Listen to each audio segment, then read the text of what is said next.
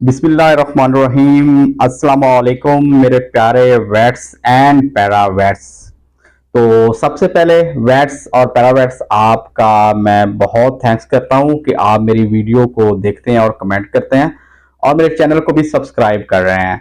और जो मेरे दोस्त चैनल को सब्सक्राइब नहीं कर रहे तो उनको रिक्वेस्ट है कि मेरे चैनल को सब्सक्राइब कर दें ताकि मुझे आपके सब्सक्राइब करने से हौसला मिलता है। तो चलते हैं वीडियो की तरफ। आज एक बड़ा जबरदस्त केस है। ये बकरियों की एक डिजीज है, भेड़ों और बकरियों दोनों में होती है। तो एक केस मेरे पास आया था, बल्कि दो आए थे, तो आपसे भी मैं शेयर करना चाहूंगा। तो पहले आप थोड़ी सी वीडियो मुलाजा फरमा लें, फिर इस पे डिस्कस कर लेते हैं कि ये कौन सी डिजीज है और इसका मैंने क्या इलाज किया और जो है ये बकरी जो है वो कितने दिन में जो है वो ठीक हो गई। तो चलते हैं वीडियो की तरफ। किसान भाई, उम्मीद आप सब खैरियत से होंगे। ये एक बकरी है, 25 डेज इसकी उम्र है, 25 दिन इसकी उम्र है। और पहले तो ये बिल्कुल जब पैदा हुई थी तो बिल्कुल ठीक ठाक थी, लेकिन ये मसला जो है लास्ट 7 से 8 दिनों में इसके साथ हुआ है। पहले ये टांगे जो है वो खोल के चलती थी और अब तो इसका बिल्कुल चलना ही मुश्किल हो गया है। ये फार्मर बैठे हैं, उन्होंने इसको पकड़ा हुआ है, ये सपोर्ट के साथ खड़ी है। तो ये खुद ब खुद ना ही चल सकती है ना ही खड़ी हो सकती है, बल्कि ऐसा फील होता है इसकी टांगों में बिल्कुल कोई चीज़ है ही नहीं, बिल्कुल वीक हो गई है। अच्छा वैट्स, आपने वीडियो तो देख ली है। ये बेसिकली 25 दिन की एक बकरी है, बकरी का बच्चा है, 25 दिन इसकी एज है। तो फार्मर मेरे पास लाया था, आज ही लाया था ये मेरे पास। तो ये कंडीशन जो है इसकी एक हफ्ता पहले हुई है। तो फार्मर से मैंने पूरी हिस्ट्री ली कि ये क्या था। तो फार्मर ने मुझे बताया कि जब ये पैदा हुई थी बकरी तो ये बिल्कुल ठीक थी, चलती फिरती बिल्कुल ठीक थी, खाती पीती बिल्कुल ठीक थी, इसी किसी किस्म का कोई मसला नहीं था। तो ये यकदम जो मसला है ये पिछले 7 दिन से ना ऐसा ऐसा इसके अंदर ये मसला आ गया। अब तो बिल्कुल ये चल ही नहीं सकती, बल्कि जमीन पर ही टांगे फैलाकर पड़ी रहती है। इसे ये खुद उठाते हैं, मतलब ऐसा आप वीडियो में भी देख रहे थे कि उसकी चारों टांगों में कोई ताकत ही नजर नहीं आ रही, बिल्कुल वीक हो गई थी। तो फार्मर से मजीद मैंने पूछा ताकि इस बीमारी का डायग्नोज मैं कर सकूं और आप लोगों से भी शेयर कर सकूं। तो फार्मर ने बताया कि पहले दिन जब इसके साथ ये मसला स्टार्ट हुआ था तो पहले जो इसकी पिछली टांगे है, हैंड क्वार्टर है, जो दोनों टांगे हैं वो थोड़ी सी उनके अंदर जो है वो पैरालिसिस का इशू स्टार्ट हुआ। ये पहले जो है ऐसा ऐसा जो है पिछली टांगों से मतलब है इस बेंड करती गई और ऐसा ऐसा इसे उठने बैठने में मुश्किल हो। दूसरे दिन फिर उसने बताया कि दूसरे दिन ये मसला और ज्यादा हो गया और फिर तीसरे चौथे दिन जाके ये पिछली टांगों से अगली टांगों की तरफ मूव कर गई। फिर पांचवें और छठे दिन जो है ये बिल्कुल ही जमीन पर लेट गई। और इस दौरान फार्मर बता रहे थे कि ये दूध बिल्कुल ठीक पी रही थी, जो चीज हम इसे खिलाते थे वो भी ये खा जाती है, लेकिन इसे अपना कोई पता नहीं है कि ये कहाँ पे खड़ी हुई है, धूप है, छांव है, या कोई भी मसला इसे कोई पता नहीं होता। वो आप वीडियो में देख भी रहे हैं कि फार्मर ने उसे किस तरह होल्ड किया हुआ है।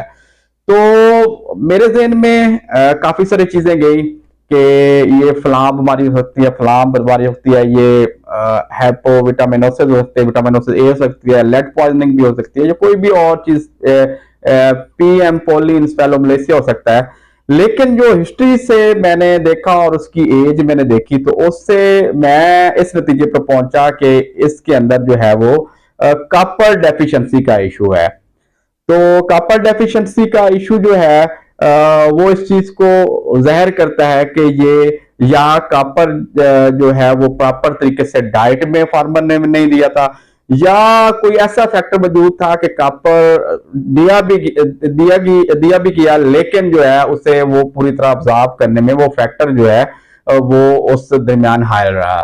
तो फार्मर से मैंने पूछा कि ये क्या हो सकता है, तो उसने मुझे बताया कि ये दरियाई इलाके का जो है ये जानवर था।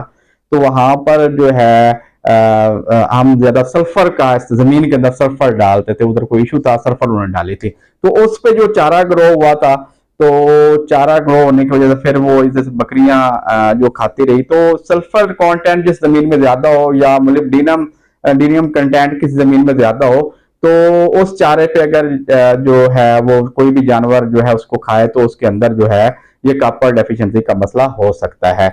अच्छा, अब इस पे थोड़ा डिस्कस कर लेते हैं कि ये बीमारी है क्या। ये बेसिकली इस बीमारी को हम इनजूटिक एटैक्सिया कहते हैं।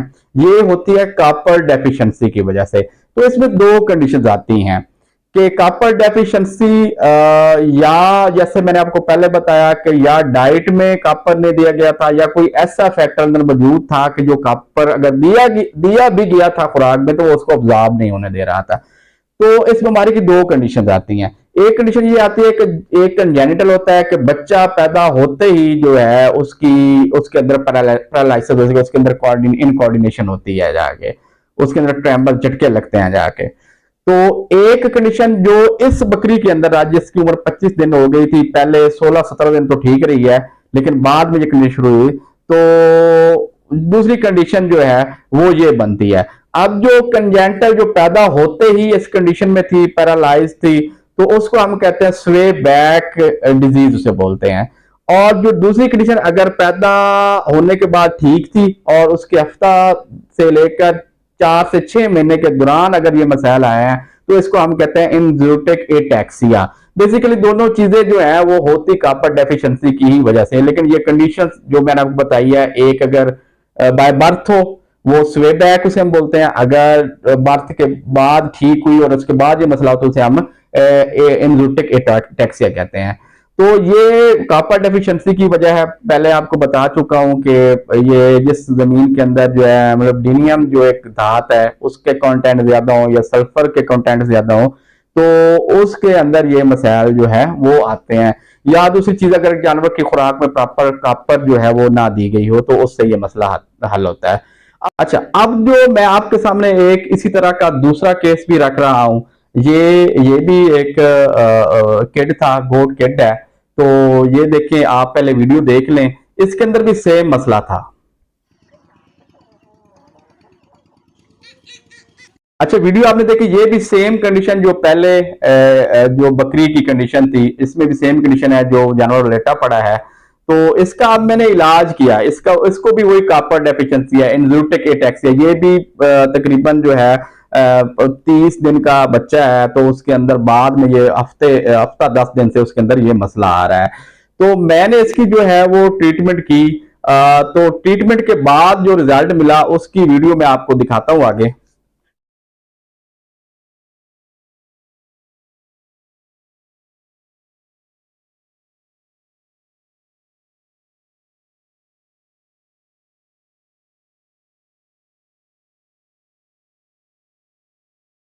तो वीडियो आपने देख ली कि अब माशाल्लाह जो बकरा है वो चल फिर रहा है, और लेकिन उसके अंदर अभी भी थोड़ी सी इनकोऑर्डिनेशन है, लेकिन वो चलने के काबिल अब हो गया है।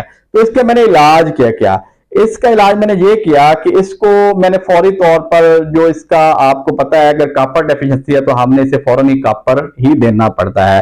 तो कॉपर ही मेन जो है वो इसका मेन हल है।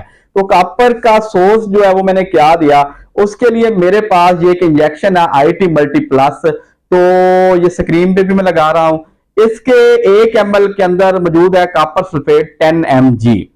तो बाकी और भी काफी सारी इसके अंदर चीजें हैं, मैग्नीशियम भी है, जिंक सल्फेट भी है, मेथायोनिन भी, और भी काफी सारे इसके अंदर जो है वो चीजें हैं, लेकिन जो मुझे चाहिए था वो कॉपर सल्फेट 10 mg इसके अंदर मौजूद है। ये वाला टीका जो 1 ml जो है वो डेली मैंने इसे तकरीबन 1 हफ्ता लगातार लगवाया। और उसके अलावा मेरे पास ये कॉपर की बोलस पड़ी है, ये लॉन्ग एक्टिंग बोलस है। इसके जो है इस बोलस ये लॉन्ग एक्टिंग है। तो इस बोलस के अंदर जो है, एक बोलस के अंदर जो है तकरीबन जो कॉपर सल्फेट है वो 700 ग्राम एक बोलस के अंदर है। तो ये मैंने जो बोलस है इस एक गोली के 4 हिस्से किए। तो एक हिस्सा जो है वो डेली बेस पे इसे मैंने दिलवाया। और उसके अलावा जो मैंने इंजेक्शन इसको लगाया, B12 का इंजेक्शन जो है वो मैंने इसे लगवाया क्योंकि इसका बहुत बड़ा रोल है न्यूरोजेनिक डिजीज के अंदर। जितनी भी नर्वस से रिलेटेड होती हैं चीजें, सिस्टम से रिलेटेड, उनमें B12 का जो है बहुत बड़ा रोल होता है। तो वो 1 ml जो B12 है वो डेली बेस पे मैंने इसे साथ साथ लगवाता रहा। और उसके अलावा जो है पोलीबियन सिरप आता है ह्यूमन साइड पे, उसकी भी जो है 2 ml सुबह और 2 ml शाम जो है इसे मैंने डेली बेस पे वो भी पिलवाया। तो एक हफ्ता पिलवाने के बाद जो है वो जो है अब बकरे ने प्रॉपर तरीके से चलना शुरू हो गया। इंशाल्लाह मजीद भी इसकी ट्रीटमेंट करेंगे तो ये इंशाल्लाह मुकम्मल तौर पर जो है वो इंशाल्लाह ठीक हो जाएगा।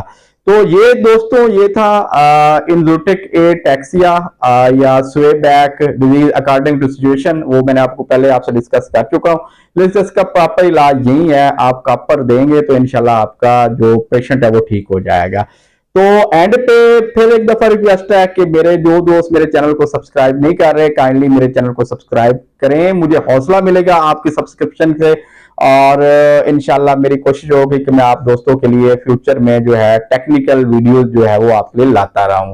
तो मेरे दोस्त नीचे कमेंट करते हैं, कुछ दोस्तों ने टेटनस पे कहा, कुछ ने प्रोलैप्स पे कहा, कुछ ने प्रेडनिसोलोन पे कहा कि इन पे वीडियो बनाए, किसी ने नसेट्स पे कहा। तो इंशाल्लाह मैं आस्ता आस्ता इन पे वीडियो बनाता रहूंगा, इंशाल्लाह टेक्निकल सेशन लाता रहूंगा। तो आपकी सपोर्ट की मुझे जरूरत पड़ेगी, तो दुआओं में याद रखिएगा। अल्लाह हाफिज।